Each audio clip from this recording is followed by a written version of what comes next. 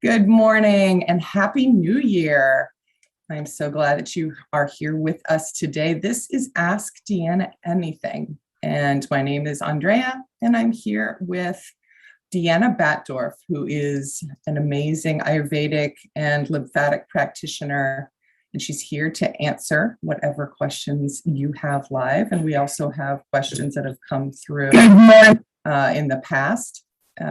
So we're looking to have a pretty exciting day of all kinds of really amazing information. How are you doing today, DeAnna?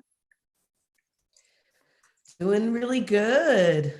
I'm liking this new year. One of the things I'm gonna just make sure I bring forward just to start is for everyone to think about a word for the year. And it's never too late.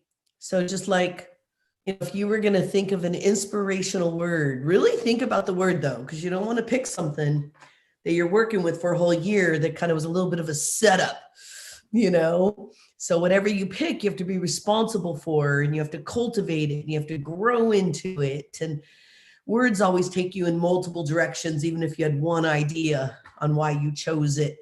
So I'm just bringing forward in this new 2022 to focus and follow through is something everyone knows I love.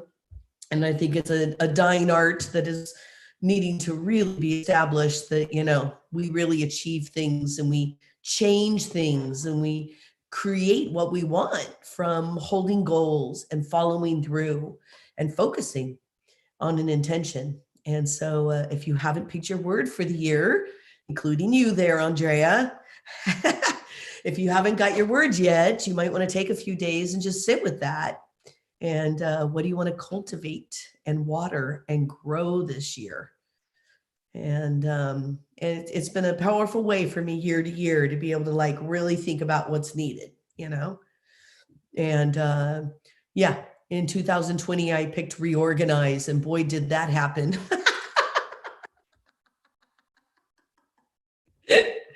And so there's also those types of things where I'm like, oh, but also I think it was needed and it was necessary. And, I got exactly what I asked for. So face whatever comes with that word also.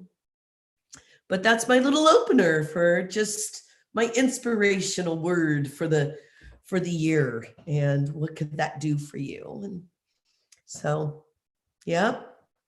My word this year is precious, which I've been making lots of great little jokes with too, because I'm also like, come here, my little precious. I'm like, oh, I didn't even think about that. But for some reason, I just wanted some sweet. I wanted a sweet word, not so much of a working word. I'm working plenty and it's working well.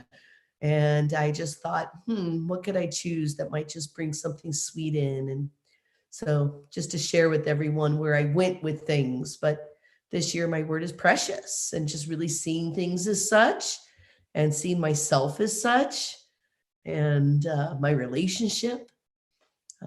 And so, you might want to just think about one of those types of words too, if you need an easy year. Yeah. Well, I suppose we also call to mind whatever word might be good medicine for us at the time too. That's right. That's a special word. And it's interesting because it's not necessarily an action word. So I love that it's a descriptor. Yeah. And you've heard a lot of my words through the years. Each year I'm like, okay, this is my word. And then I'm like, ooh, what have I chosen? But don't let that sway you. Each one has always gotten me where I need to go in the years ahead, but yeah, different. So, you picking a nourishing word, you picking an action word, you thinking about a fire word, you thinking about a more cool down, chill out word. Really even think of that elementally, because everything is elemental. The questions that I answer today are going to be answered elementally, but I just want us to keep in mind that a lot of times people make it very confusing, or they're like, I just don't quite get it. And I'm like, but we're surrounded, you're doing it all day long. That reminder that If I get thirsty, I'm going to drink some of my water here. If I get a little congested, which I'm bordering on, I'm going to blow my nose. If I need a jacket, I've got a jacket right here. If I get cold, I'm going to make sure I get warm. So we're always doing these opposites, and you can relate it to anything in your life. What kind of music you want to hear that's going to really take you somewhere different if you're in a funk, because I often choose my music according to my funk. And how much funky do I need or not, or what do I need? But these are all things that calm us down or activate and motivate us, cold or hot, and things that either we receive and we get nourished, or we need to cleanse and we need to really move something out and take charge. We can do that with everything we do all through our day. And how nice it would be if we treated each other accordingly. Like, I love practicing this in social environments, even in a store where I maybe don't know everyone, but I'm in the middle of society, and everything is so elevated right now and everyone's so on an edge, and it's real. So I don't want to be like, everyone's on their edge. It's like, no, everyone is. I am too. But how do I stay really calm and just kind of breathe and not worry about the person with extreme aggression or tension coming down the aisle, because you can feel them. They're all, you're like, okay, that's not mine. I don't want to be there right now. Let them be where they are. We need to let people be. And then we need to just stay. You need to just stay right where you are. How do I not take on the anxiety of somebody or someone's sadness? You have to be willing to feel it, connect to it, recognize it, witness it, and then also be willing to say, that is not mine. I have my own experience right now. You might have your own depression, and you don't need to take on that person's aggression. You already have something to address. So we have to be willing to also do that too, so we understand each other. We need to be able to understand each other. And then respect each other's choices, or, respect each other's decision making, and, have some camaraderie no matter what. We have to do that by starting to let each other be. And, because it's really easy to be like, man, they just came down that aisle and totally pushed into me and didn't even recognize I was there. It was like I wasn't even there. And then you just took on that aggression or anger of the other person. Now it's yours. Now it belongs to you. And that's not that person's problem. You chose to take it on. And so now it is truly yours, and it has nothing to do with where it came from. So how do we just let each other be and provide the opposite?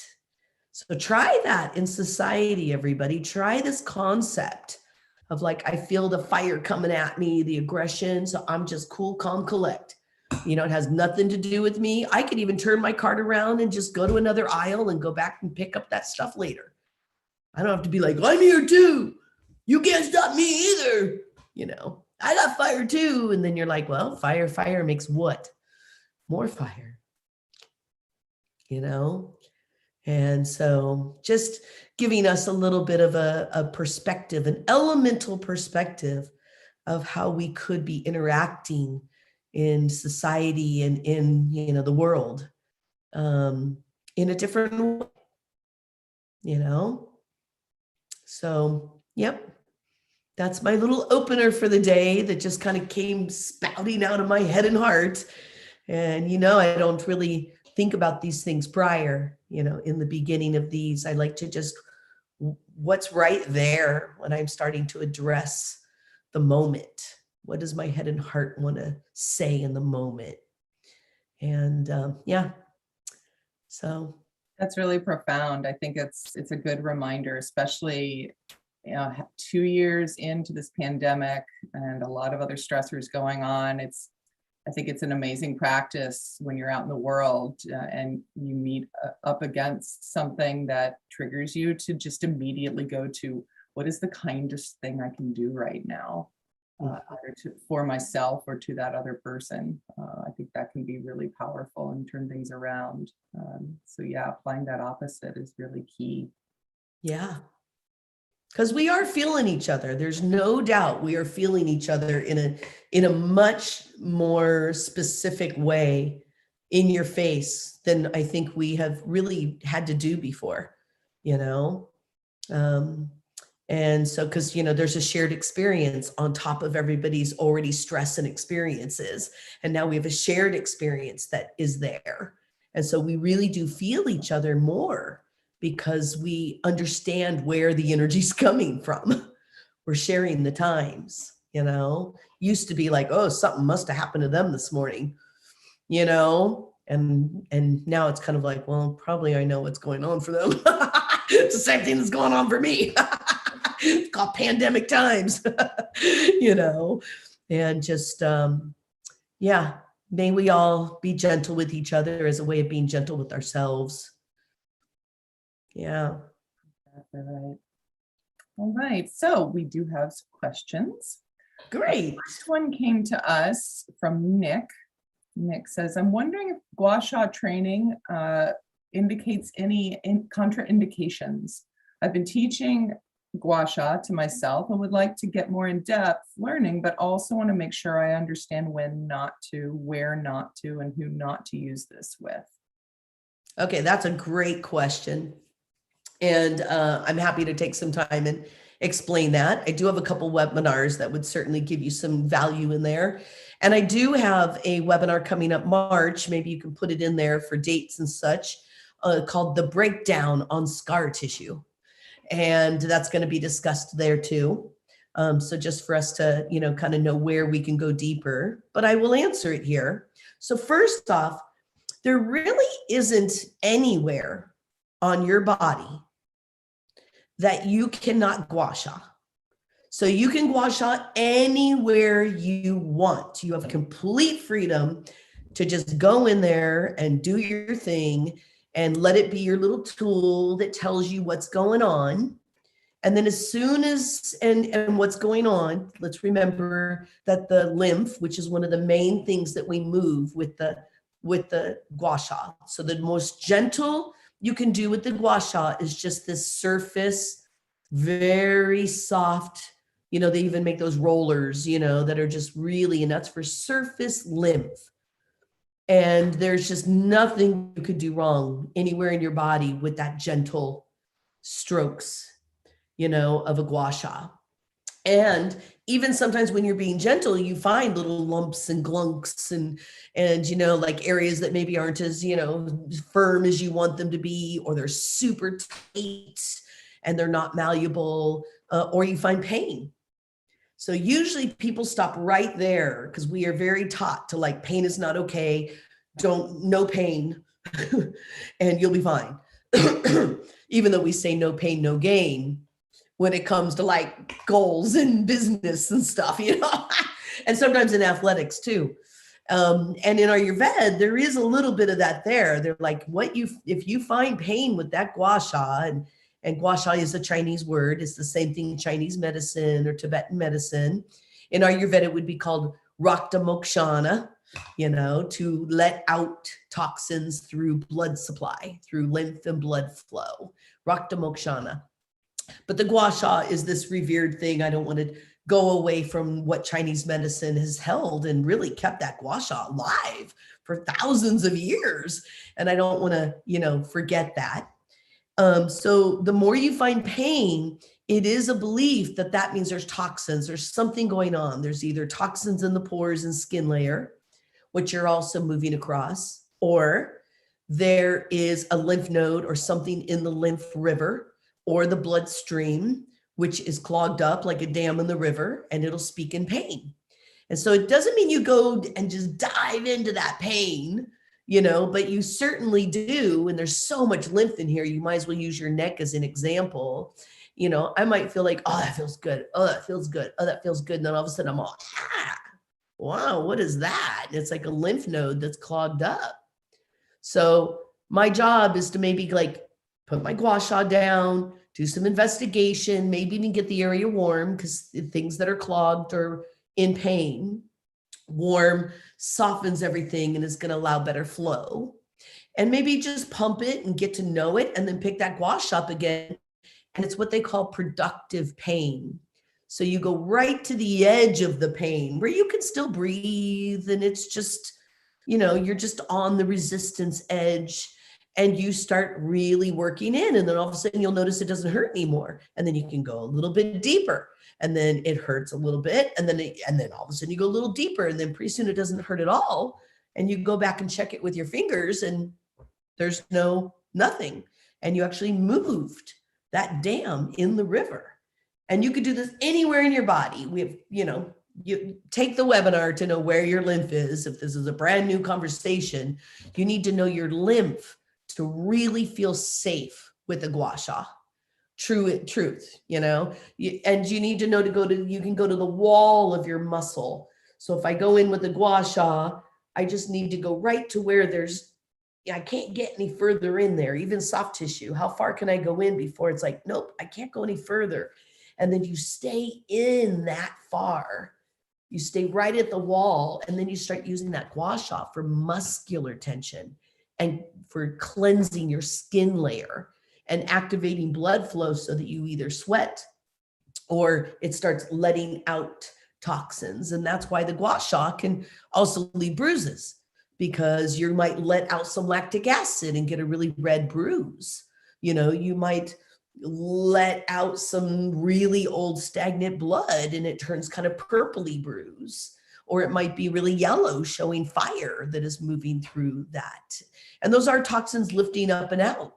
So in Chinese, Tibetan, and Ayurveda, that bruising is not considered a negative thing. It takes some education, takes some getting comfortable. But other than that, you're letting out toxins. And that's really what the gua sha is. It's the gentlest form of blood letting, which is for toxins out, for getting toxins out of your tissues. So there's really no contraindications on where not to go in just a straight up healthy body, and you're investigating, there's little bits of this or that. Now, here's the only contraindications. We would never do this on an open wound or a brand new scar. Okay.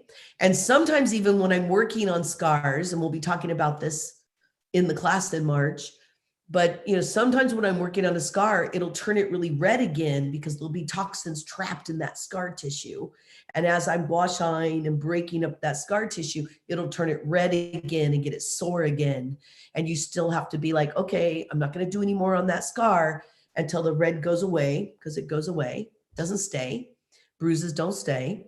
And there's no pain. And then it's like, okay, 3-4 days later, do another round, get that scar really warm, do another round, make sure you're breaking up cross fibers, because everything comes together in cross fiber. And so you got to gua sha one direction and then gua sha the other. And you start breaking up things that are really inert and need to change in your body. But a new scar, no way. Anywhere around a wound, nope. Eczema or heat rash or hives, nope. Not going to do any gua sha. The only thing is when there's maybe like a swollen knee that was injured and inflamed. There's some things to kind of know again about the lymph, which is we don't just go in and gua sha right on the inflammation.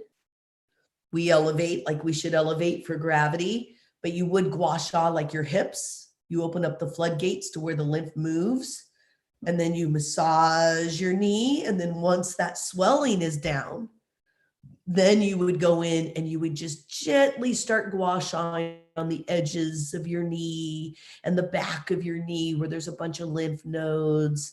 And you would do some really gentle, not pushing that pain along. So we don't gua sha during new injury or skin condition or a new scar or a new wound. Those are probably the most common ones to really pay attention to. And we don't gua sha beyond productive pain, and we have to know our limit. You have to be able to breathe, and it has to feel like it's getting somewhere, So these are some of the things I think of, but it's pretty challenging. I think let's see, how could I frame this? Like, a practitioner needs to really know how to use a gua sha well, because if they're doing it on someone, they could maybe, go too deep, or make sure, you gotta have your client in with you, but I've never seen somebody pick up a gua sha and like hurt themselves to the point of where, anything happened, and so, it's going to be I don't see any risk in home care gua sha. When you see a practitioner, they're going to go deeper. They're pulling more toxins. They're maybe bruising deep, larger areas of your body. I mean, you look up gua sha online and you're going to be like, whoa, and I don't even go there. I cause some bruising, that is for sure. And educate people on what they're moving. But boy, where they can go with gua sha, or where you'll see, and I don't, I'm even kind of mid-range as a practitioner, to be honest. So you can't hurt yourself, especially if touch is new to you and massage is new to you. You're never probably going to push that gua sha deeper than that muscle layer. And most people are actually too gentle. Like I'll teach classes and everyone's like, oh yeah. And I'm like, no, go right into the wall of the tissue and move your skin. And then they're all, oh, I feel a bunch of lumps and things in there. And then I'm like, yeah, those are the things you want to go in and go deep enough to stop and like rub it out and smooth it out and feel like it changed. So most people I have to give permission to go deeper, it is the truth of the matter. The other contraindication would be on varicose or spider veins. You can go all around them and you'll actually help them to calm down, because you'll create blood flow in that area to help those vessels heal, but you don't gua sha directly on varicose veins or spider veins. So that would be the other one. Yeah. I like that question. It was a nice, good, focused, important question for somebody being able to pick up a gua sha and start trusting it. That is fantastic. I love my gua sha. Okay, our next question comes from a viewer who said, I was recently prescribed diflucan, an oral antifungal, and their liver started talking right away. One thing that happened was a bumpy red rash, almost like eczema, around their nostrils and on the side of one of their nostrils. This person has a history of liver issues and can't tolerate fragrances, many medications, and alcohol. They say, I feel so bad my liver had to go through this. I have been doing aloe and milk thistle seed pesto and adding them to my smoothies. I was also reminded by a recent listen to you to do lavender essential oil on the liver. I want to love up my liver and keep supporting it, even though I am done with the 3 rounds of pills. I know this can take a while to support and would love to know your thoughts and time frame for giving back to this amazing organ. Okay, well, when we look at an organ, which is a great reason why everyone should join me, it starts tomorrow for Edible Ayurveda, because we go through the functions of each organ and then the symptoms of hot, cold, wet, dry, and then what are the remedies. And liver is one of them that Mary Sheila and I cover.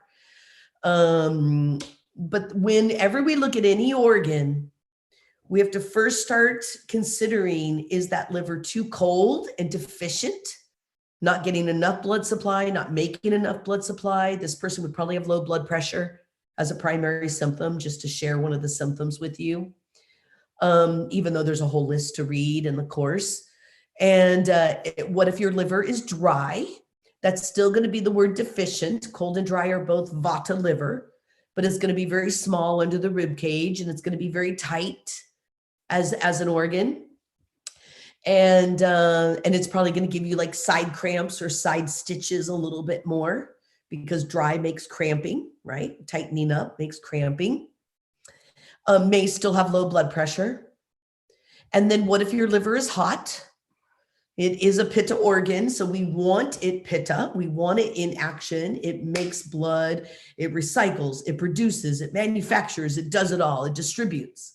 It's the CEO, it's the leader of the body. But if that leadership gets too fired up, oh boy, as we know, then not a good thing.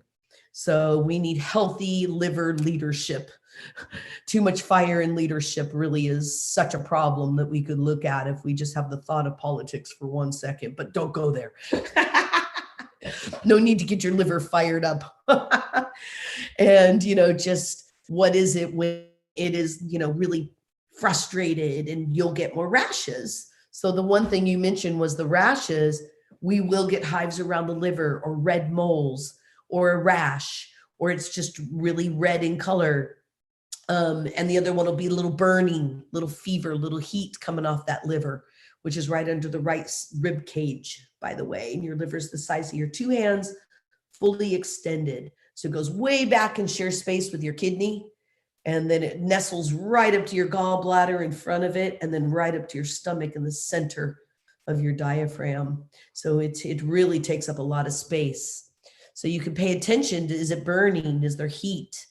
That tells you it's fired up. And then what if your liver is wet? So see, we don't just have a liver and how do we fix it?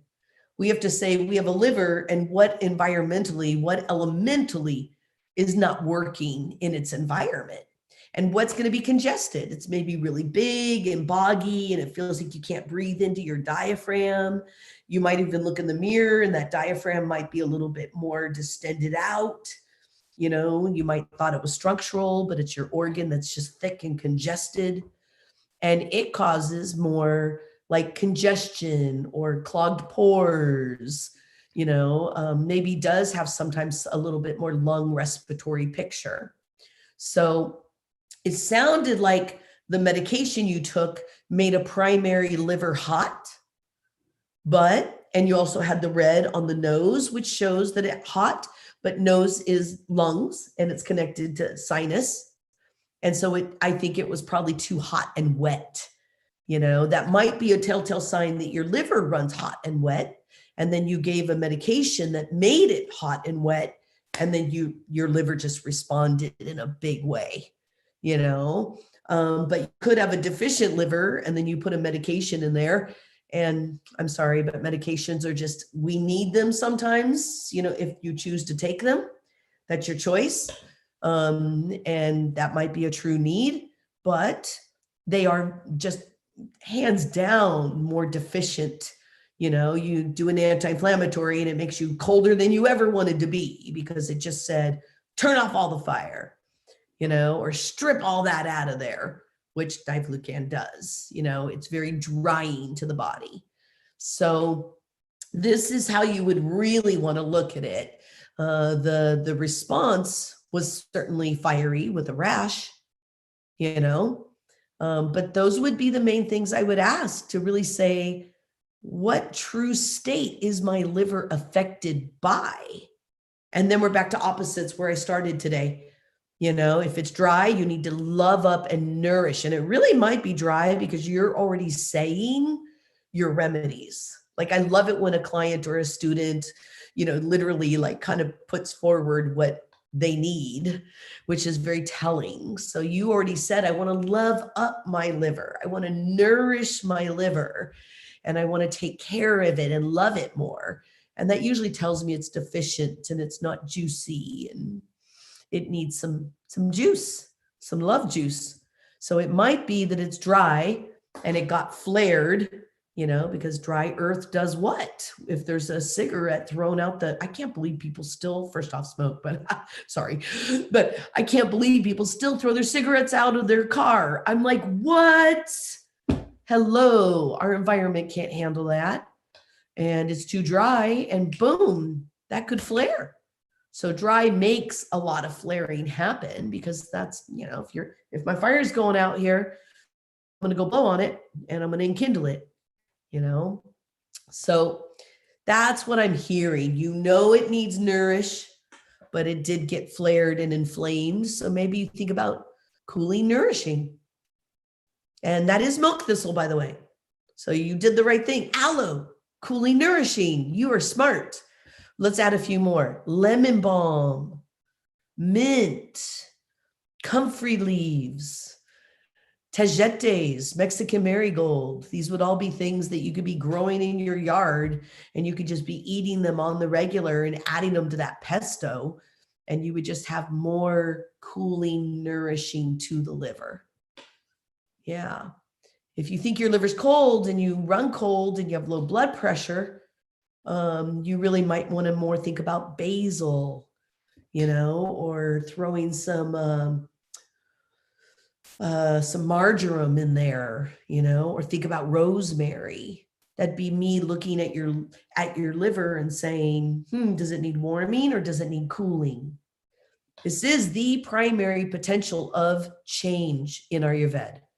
Literally, the primary potential and ability to change a symptom is you assessing whether the symptom is more hot or cold. It's called virya, Virya, the virya. And that is considered, if you're making a formula or picking a plant or thinking about what you're going to eat next, or even how do you change your emotional self around, it's always going to be, I'm feeling hot, I need cold. I'm feeling cold, I need hot. And being willing to take that on as a primary way of turning it around. That's how we see change in our symptoms. So that would be a good way to look at this. And honestly, that's the reason Mary Sheila, and I have been working on this part of our course for over almost 7 years now. We've been revising it and detailing it down and looking at allopathic, like medical symptoms, and then also looking at the Ayurvedic and the Chinese perspective of symptoms, and starting to break down every organ. And now I'm breaking down every gland. I've already broken down every tissue. I do that all in my clinical course, which starts in March. Just really starting to say, how do we track these? So I do teach that in my clinical, but it's so beautifully designed, and Mary Sheila has such a great perspective, when it comes to this topic too. So then you have two people talking it through in different ways. Yeah. So that's how we have to look at our organs. It's not just an organ and it needs to be cleansed, or an organ and all these liver plants, and then we're just picking and choosing randomly. We have to start being willing to say, these are the plants for the liver, and this is for the cold liver, and this plant is for the hot liver, and this plant is for the dry liver, and this plant is for the wet liver. And then you start merging them to make a formula. So say you're dry and hot, which is what I'm hearing. Say you're dry and hot. Then you need to look for those plants that are cooling, right, for the hot, and nourishing for the dry. And you pick two of them already. Milk thistle does it, and so does aloe. You might have to stick with them long-term though, because the liver needs long-term care if it's in a deficient state. It is the CEO. So like everyone gets fed before it gets, fed. So that's just the truth. So, there's also that picture of like, what if you're doing it more like like the person who's like, I drank a whole bunch, so I'm going to take care of my liver, or ate a bunch of sugar, so now I'm going to take care of my liver, or I did some medication, so now I'm going to take care of my liver. Well, then you're going to it's still going to work. Please do it. But what about not just breaking even and getting back to where you were with your liver? Sounds to me like this person wants to long-term change and heal the dynamics of their liver. And that means you're going to have to stay with that aloe and milk thistle for like 6 months. And you're going to have to do intestinal cleansing, but please wait until spring. But, you're also going to have to like clear the pathway, because the liver can only excrete and change so much. It dumps down into the small intestines. So you're going to have to think about some intestinal cleansing too. Yeah. Great answer. Thank you so much for that. So we've got some folks watching, and we've got Beth here. Hello, Beth. And Beth has a couple questions. Great. First question from Beth is, I have a lump on my inner right lower heel about the size of a dime, and it's sometimes painful. I heard that lumps on the inner heel have to do with a specific trouble, heart perhaps. So what's your take on that? Did you say the inside of the heel of the foot? Inner right lower heel. Inner right lower heel. Okay. So that's right next to the arch. Lower heel would be next to the arch. So, okay, few things this could be. So this is a good question, but it brings up again, when we a lump, that could be many things. So first and foremost, you have a whole bunch of little lymph nodes there, and it could be a clogged lymph node that really needs to get worked out and drained. And you would want to work on that lump a little bit and start moving it around and see if it changes. It could be a lipoma. Lipomas are just fatty masses. They're benign, but they're stuck in the tissue. And those, you would pump it and move it and pump it and move it, and you would get nowhere until you start doing some really deep gua sha, with some like castor oil, and you would have to melt it and break down those fat deposits that had created a mass. Those can change, but they're going to be more rubbery and hard. And like, you're just like, man, this thing is not changing no matter what I do. And that would maybe be a lipoma. But in that region of the heel, the most common thing that could be, and I would want to know how hard is this lump, but it could be calcification.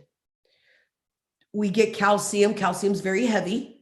It falls down from our upper channels to our hands and our elbows, and it also falls down, calcium that's undigestible and isn't getting broken down in your system. It goes with gravity, so it ends up in our feet.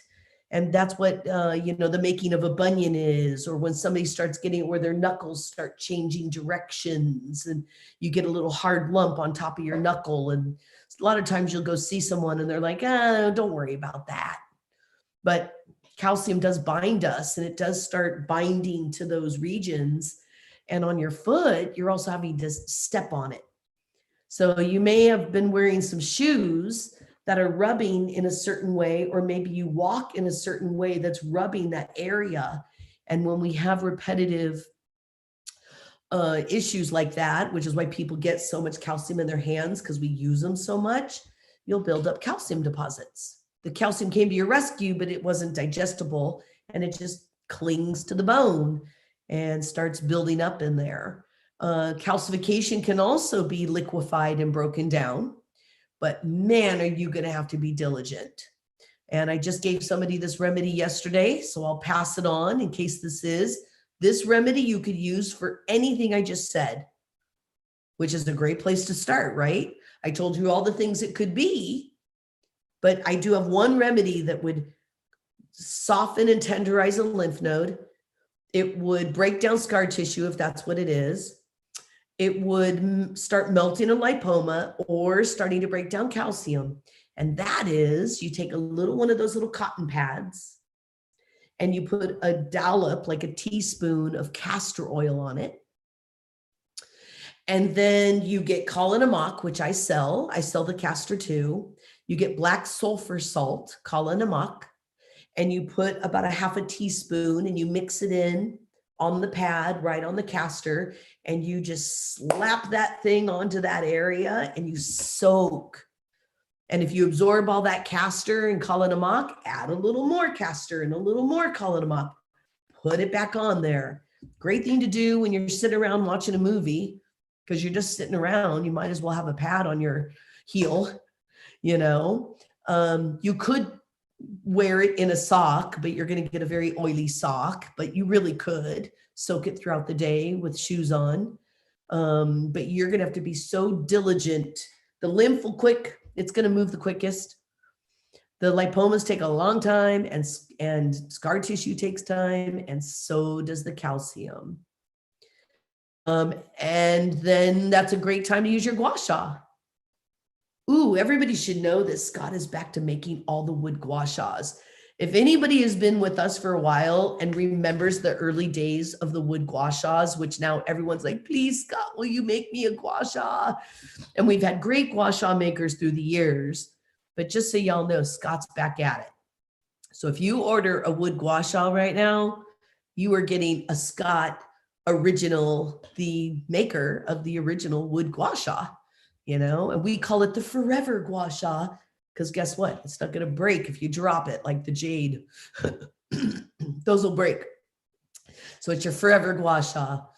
And once you do that castor and you soak this, and warmth will help too, you go in with your gua sha and you just start working every direction. Let's pretend this is it. You start going every direction and you just start breaking it up, and then go right to the middle and kind of rub it down up against the knuckle, and then go back to breaking it up.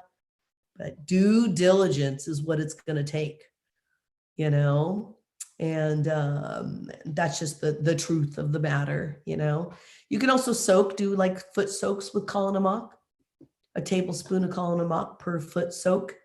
And that's another way to do it. Some people have a hard time with all the castor oil, but it's going to get more done quicker. Yeah. So you have to figure out what is that thing. And then I also heard in this question, the relation to heart, right? So the heart is actually right in that little divot in the middle of your toes on the back of your foot. Here, let's pretend these are the toes.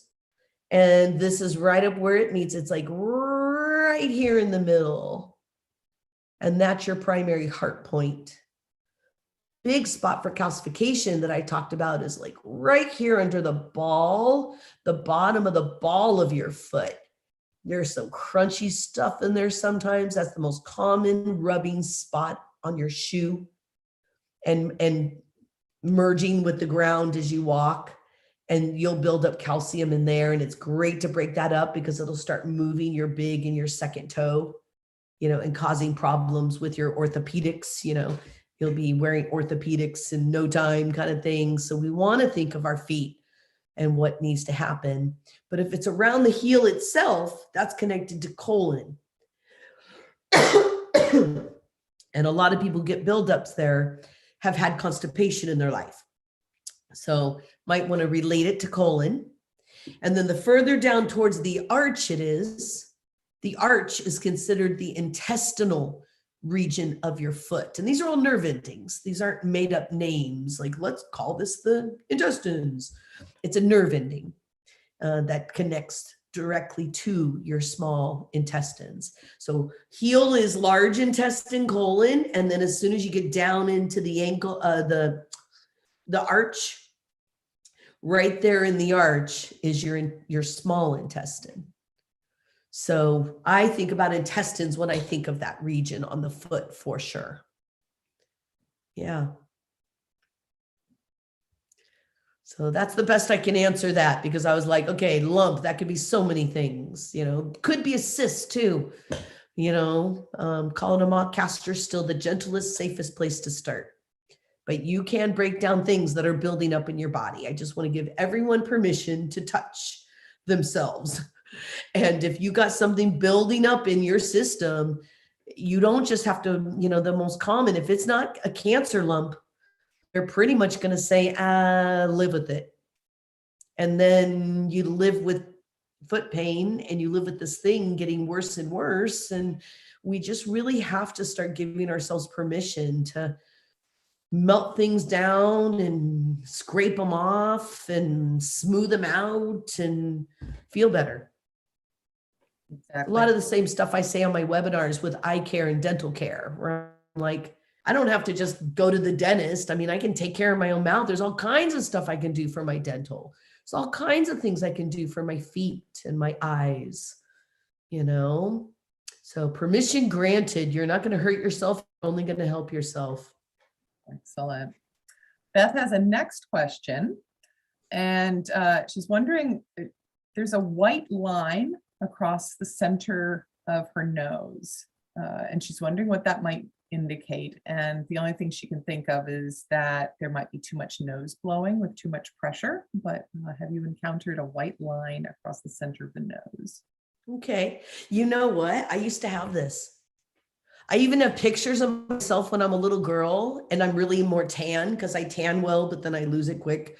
But I would get really tan and it would just, you can see like literally a white line across my entire nose.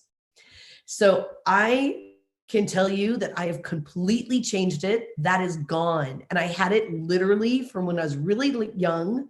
And as you can tell, if any kind of immunity thing happens to me, it just boom, hits my sinuses quick. You can probably hear it a little bit in my voice, right?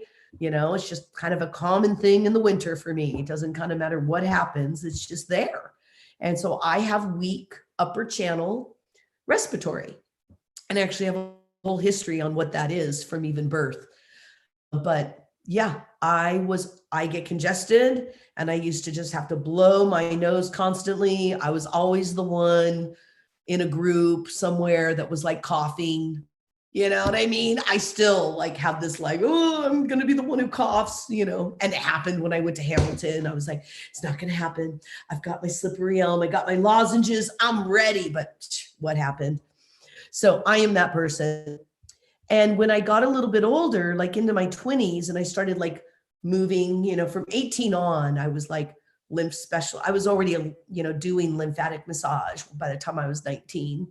Working with people with HIV and addressing my own, And so I have a long history, and this thing never went away. And I just thought, if I go in there with that gua sha, and I'm not kidding, it's another gua sha story. And and my acupuncturist in San Francisco was the one who was kind of like, this is scar tissue that's been built up from your septum getting tight from so much congestion. So he explained it that my septum, it was the edge of my septum, and it was showing tightness from having so much congestion.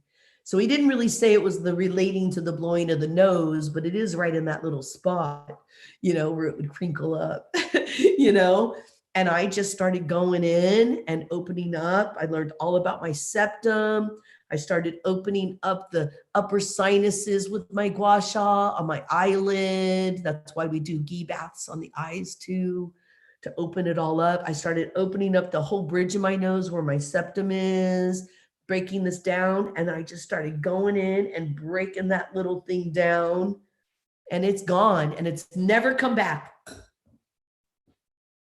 So I had that too. And I am proof that that is just tissue that is bound up and tightened up to the point where it's not even letting pigment, really penetrate from sun and vitamin D. And it's showing you scar tissue. A lot of times scars. I have a scar on my arm, and as tan as I got while I was in Greece, that scar stayed pure white, and it does every time. It just won't tan, And so, yes, another permission granted to get in there. The only thing with your nose, and especially if you do have a lot of like flaring, like my nose turns red really easy. I just touched it and showed how to do that, and it's already a little more red. That's just me. So the one thing you do want to know is you don't want to like really go for it, especially around your eyes and on that nose. You just want to, a little bit at a time, and you almost want to use the tip of your finger like a gua sha and just like get it in there and then roll it. I'm going to turn all red, but who cares? And then just roll it, and then take your other finger and just kind of roll it, and then go the other direction. So you don't want to over gua sha that space. It'll just leave me red for many days. I've never broken a blood vessel, or anything like that. That's a concern people have with gua sha on their face. But, I do think it's just a little bit at a time, because it's, thin skin, and I think, many of us know my lovely raccoon story, my raccoon eye story. I was getting ready to teach my 6-week clinical course. It was probably like, I don't know, it was like my first year downtown, right? So I had this beautiful new facility, and I'm getting ready to teach my clinical course. And I did a steam inhalation. And under my steam, I was like going to town around my eyes, and I was breaking it. I was like, I'm going to look good tomorrow. Ooh, I'm going to just like work it and get all my wrinkles out. I'm going to like, look good. And I came out of the steam and was like, ooh, this feels like it's kind of sensitive. And I go look in the mirror and like, I had toxins in that region and I had totally over gua sha'd my eyes. And I had like bruises. I mean, it looked like, I'd been beat up, like I had black eyes. And I was like, great, I'm starting a new class tomorrow where I'm supposed to be the teacher, all professional, knowing what I'm doing. And I had to show up to class and just be like, I'm just going to tell you the truth of what's going on. And you're just going to be watching my raccoon eyes for a couple days while they change. And we'll just like learn all about gua sha and bruising right now. I'm not waiting for this topic. You're learning it right now because this is what you don't want to do. So that would be another gua sha contraindication, would be just like the thinner your tissue, the more gentle you need to be with your gua sha, And I went for it just a little bit too much, my pitta. We all have our learning curves. But you can break that down, and it is scar tissue. It is built up tissue that is not breathing. It's bound together, and you need to soften it and get it moving. Linden flower would be brilliant for this. And you can get that from Rosemary's. If you're not local in Sebastopol, you can still, everything is online. I highly suggest you get your Western herbs from Lena. Rosemary's Garden has such a beautiful selection and such a fair price. But yeah, I would certainly say that linden flower steams could be a beautiful thing for that. It's very nourishing and cooling and calms the tissue down. So, yeah.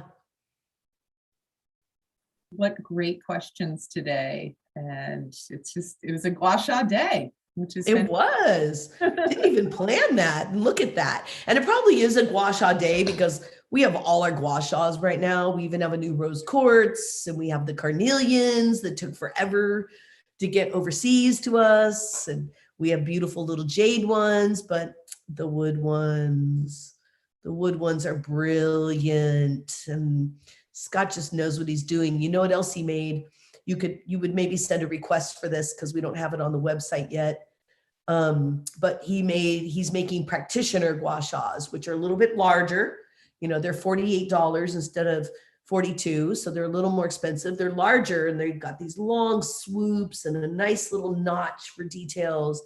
But if you're a practitioner and if you have been interning with me, there's this one gua sha that I always use that everyone's like, why don't you have two of those? That is the most brilliant practitioner gua sha everywhere, anywhere. And so those will be going up on the website. It'll be called The Practitioner. And they're super nifty if you're a body worker and you want to start doing gua sha with someone. And if you want one of those before we get them on up, because it'll be a couple weeks, then I just suggest you send a little shout out to shop at DeAnna Essentials. And, we'll make sure we get one of those in the mail because we do have them available. Yeah. It's exciting. Can't wait to see. Yeah. I got gua shas in every room of the house. Just like my teacher told me. Oh, exactly. I'm staring at a whole abalone shell of gua shas right here sitting on my living room table. And then right next to my toilet, seriously, I have another abalone shell full of gua shas. So, I have one in my car, that way, if I'm just like needing to think some things through, I can certainly work it out while I'm even driving, or sitting in traffic. Who knows what's going on? Keep them around. They are just really, once you pick it up, it's so obsessive and like 15 minutes goes by in no time, but you got to pick it up. That's the main thing about that gua sha. Exactly. I use mine instead of my foam roller after running because I can sit there and watch something instead of rolling around on the floor. Yeah, it's good. It's good. Well, the time flew by as we washed away. Just a few little words of note here. We are still enrolling in DeAnna's Ayurvedic Clinical Foundations program, which is where you can get all this next level information. It's 7 weekends, and it's really convenient. It's in the middle of the redwoods, so it's like a retreat, and it starts in March. I'll have a link here. I pinned one in the chat, and we'll have one in the description for if you're watching the replay now. So please do take a look. We also have a special in time for Valentine's Day. You've seen the stuff in the drugstores. It's a coming. So we have a special on our Come Hither line, which is some amazing, gorgeous, scrumptious, sensual products that are also really, really good for you. So, don't just stuff yourself full of chocolates. Get some good self-care in there too. And I also want to make sure to note that if you're a student, if you're a practitioner and you are looking for some upper level interaction and case discussion and business support, DeAnna is starting Students Unite, and it's beginning February 4th. So that is going to be available to sign up on our website, and it's a 2-hour online forum. And DeAnna answers your questions, gives you advice. It's 2 hours solid for all you students or practitioners out there. So I highly recommend that. It's going to be monthly. Yeah, it's $35. It's very inexpensive for, being able to do a client roundtable. We'll do an hour of client interaction, even answering questions about pulse assessment or face assessment, really looking at the clinical aspects of supporting a client, and then business development. We'll do another hour of business development. And I'm excited to, Students Unite, I'm excited to get back to my students and some normalcy around hey, we are still practicing. We're still seeing clients. People are even deeper in need, and things have gotten very challenging for people. And we need to be able to really keep developing ourselves on how to, take care of them and become a great practitioner. So I will be doing that every first Friday of the month. I hope you join me for all of them. And then I have some webinars coming up too. So I'm back in. I'm back in like I used to be, huh, Andrea, So I've got hormones and all of the glandular endocrine system, not just reproductive. It's really about the whole glandular system itself. That's in February. And then I have the breakdown on scar tissue in March. And then I also have, for all body workers and practitioners out there, I am doing an entire webinar on how to create sacred space and hold a container. How do I prepare for my client? How do I create the environment for the client? How do I hold the client without taking on the client? But how do we create sacred space and hold a container in a really balanced way? And I'm excited to be sharing these webinars with everybody. Plus my clinical starts in March. Come be with me. We'll make sure we're safe and we're clean, and we will have outdoor breathability so we can still, do the classes we want to do and make sure we're still bringing in the normalcy in the world, and addressing what's going on in the world too. So yeah, I hope everybody comes to everything and just gets all involved again. Yeah, we definitely need that connection again.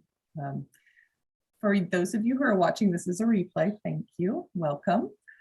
And you can definitely always send questions to DeAnna. You can send them through our website. We've got a little form there that you can pop in your question, or you can send an email to info@DeAnnaessentials.com.